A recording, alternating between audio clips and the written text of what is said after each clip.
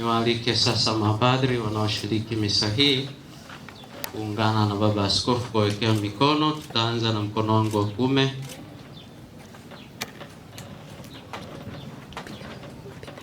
Na Wakristo wengine tutaendelea kuomba kimya kimya.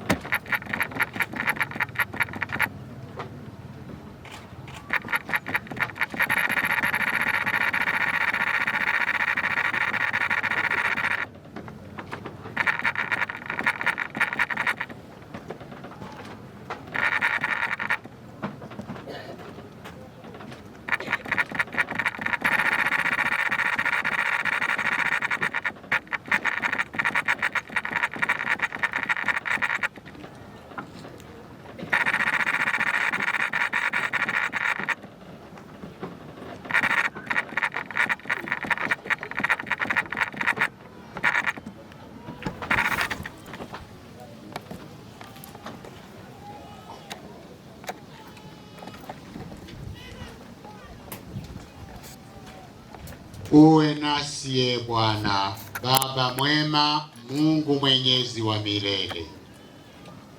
Wewe uliye asili ya hadhi ya mwanadamu na mgawaji wa neema zote. Kwako wewe ulimwengu wote wanufaika, kwako wewe vitu vyote vinaimarika. Wewe ambaye kwa ajili ya kuliunda taifa la kikuhani wawapanga wahudumu wa Kristo mwanao kwa nguvu ya Roho Mtakatifu katika ngazi mbalimbali ndani yake. Ndivyo katika agano la kwanza kazi zilivyoanza na kukua kwa namna ya ajabu.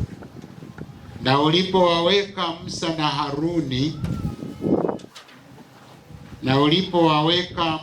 na Haruni kutawala na kutakatifuza watu wako, uliwachagua watu katika ngazi na hadhi mbalimbali chini yao kwa ajili ya jamii na utendaji wao.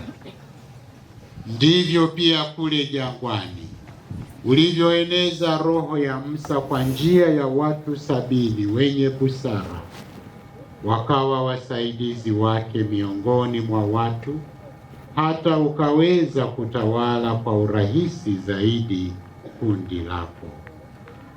Ndivyo ulivyowajalia wana wa Haruni ukamilifu wa ukuhani wa baba yao, ili waweko wa kutosha kutoa sadaka za hemani, ambazo zilikuwa mfano wa mambo yatakayokuja kukidhi hadhi inayolingana kwa mujibu wa sheria za kikuhani. Na hatimaye katika utimilifu wa nyakati, Baba mwema, ulimtuma mwanao duniani, yaani Yesu Kristo, aliye mfalme na mshenga wa imani yetu. Yeye alijitoa kwako kwa njia ya Roho Mtakatifu, sadaka safi isiyo na doa, na akawafanya mitume wake aliowatakasa katika ile kweli, washiriki utume wake, hao nao uliowaongezea waandamizi wa kutangaza neno lako na kufanya kazi ya kueneza wokovu kwa dunia nzima. Sasa tunaomba Bwana, katika unyonge wetu utujalie wasaidizi hawa wetu ambao tunawahitaji katika utendaji wetu wa ukuhani wa kitume. Baba mwenyezi, tunakuomba uwape hawa watumishi wako hadhi ya upadre, utie upya moyoni roho wa utakatifu, wasimamie kazi ya daraja la pili ambayo wamepokea kutoka kwako, Mungu, na kwa maisha yao wawe mfano wa maadili, wawe wasaidizi wetu wema, ili maneno ya Injili yazae matunda katika mioyo ya watu na yaenee hadi mipaka ya dunia kwa njia ya mahubiri yao, kwa neema ya Roho Mtakatifu.